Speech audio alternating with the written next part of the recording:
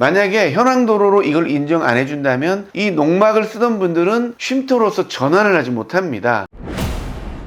반갑습니다. 농촌 체류형 쉼터가 성공적으로 보급되기 위해서는 현황도로 문제가 굉장히 중요한 것 같습니다. 그래서 제가 민원을 강력하게 여러분들이 해달라고 오늘 영상을 찍게 됐습니다. 일단은 농림축산식품부에서 쉼터의 위치를 마음대로 해도 된다, 이렇게 한 발짝 물러섰잖아요. 여러분의 민원 덕분에 가능했고요. 두 번째는 이 현황도로 문제입니다. 이 현황도로 때문에 사실은 지금 나온 지침대로 현황도로 규정을 하게 된다면 농촌 체류형 쉼터가 활성화되지 않습니다. 그 이유를 한번 말씀드릴게요. 농막 같은 경우는 맹지에 가능했기 때문에 도시민들이 분할을 해가지고 여러 명들이 들어가서 활성화가 됐는데요. 지금 농림축산식품부에서 제시한 현황도로 기준은 거의 건축법 도로에 준한 그런 내용이기 때문에 막상 농촌 체류형 쉼터를 신고한다 그래도 반려될 가능성이 너무나 많습니다. 그래서 우리가 해야 될 일은요, 일단 지자체에다가 민원을 내야 됩니다. 공주 같은 경우는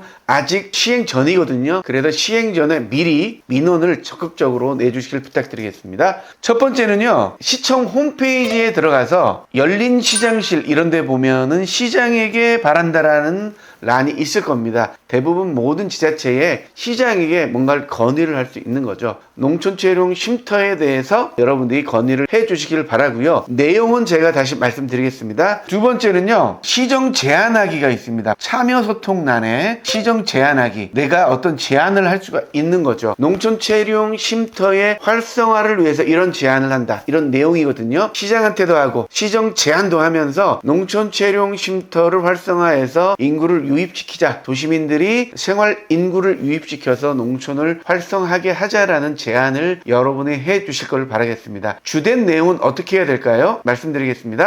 제가 블로그에 이렇게 적어 놨습니다. 농촌 체류형 쉼터 현황도로 기준을 완화해야 합니다, 이런 내용으로 써나갔습니다. 농촌 체류형 쉼터의 현황도로 기준을 너무 까다롭게 본다면 농촌 체류형 쉼터가 절대 활성화될 수 없습니다, 이렇게 얘기하시고요. 예를 들면 이렇게 농막을 하면서 난 이런 도로들 있잖아요. 실제로는 농로인데 차가 왔다 갔다 해서 굉장히 딱딱하게 굳어진 땅인데 이게 농로면서 도로 기능을 하고 있죠. 이것도 마찬가지잖아요. 향후에 집을 짓기 위해서 도로 지분을 확보해 놓고 농로로 사용하고 있는 이런 도로들도 현황도로서 인정을 해달라, 이렇게 얘기하는 거죠. 그 근거를 이번에 지침이 수정된 것을 통해 가지고 어필을 해 보시기 바라겠습니다. 가장 중요한 게 영농행위에 방해되지 않고 소방 구급이 가능하도록 지방자치단체에서 자율 운영해라, 이렇게 나와 있고요. 소방차 한 대당 호수가 20m니까 10개 장착 가능하다, 200m까지는 지자체에서 어느 정도 완화를 해라라는 어떤 팁이거든요. 농림축산식품부에서 이런 안을 내놨기 때문에 지자체에서도 농촌 체류형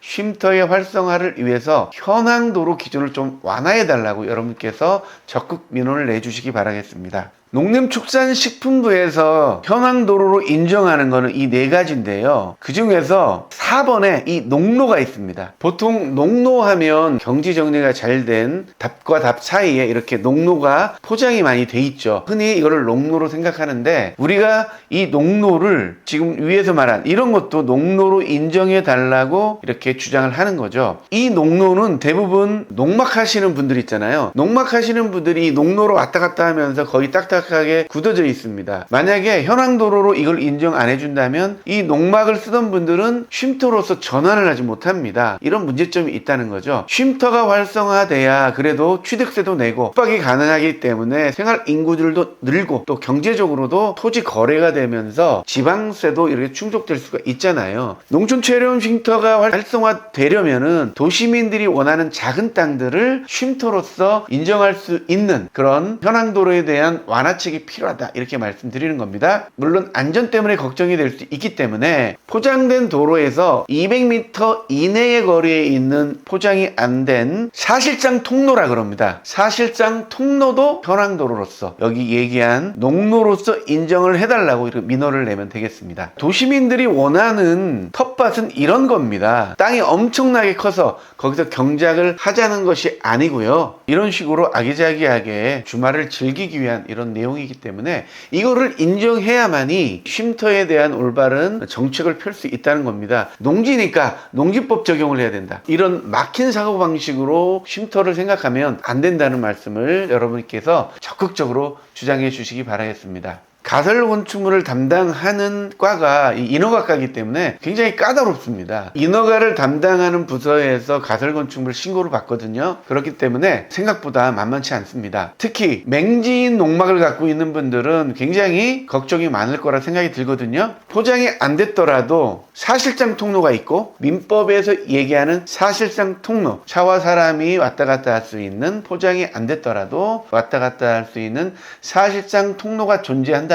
그리고 이 통로가 포장된 도로에서 200m 이내면 이것도 현황도로로서 농촌 최종 쉼터가 가능하도록 해달라고 여러분이 적극적으로 민원을 내주시기 바라겠습니다. 자, 두 가지입니다. 시장에게 바란다. 시정 제한. 두 가지 다 여러분이 현황도로, 여기서 얘기하는 4번이죠. 4번의 농로를 좀 완화해가지고 많은 분들이 쉼터로 할 수 있도록 제안을 해주시기 바라겠습니다. 도시민들이 원하는 쉼터는 100평, 150평, 200평 이 정도 수준이지 큰 농지를 원하는 게 아닙니다. 분할이 될 수밖에 없고, 분할이 돼야만이 사람들이 매수도 할 수 있고요. 그리고 거래도 활성화될 수가 있는 겁니다. 농촌에 인구가 안 들어온다, 농촌에 사람이 안 들어온다, 이런 얘기만 하지 마시고 이런 정책을 변화시켜 가지고, 그리고 인허가를 좀 돼주는 쪽으로, 물론 안전을 생각해야 되겠지만 안전에 문제가 없다면 돼주는 방향으로 시정을 펼칠 것을 여러분이 적극 제안해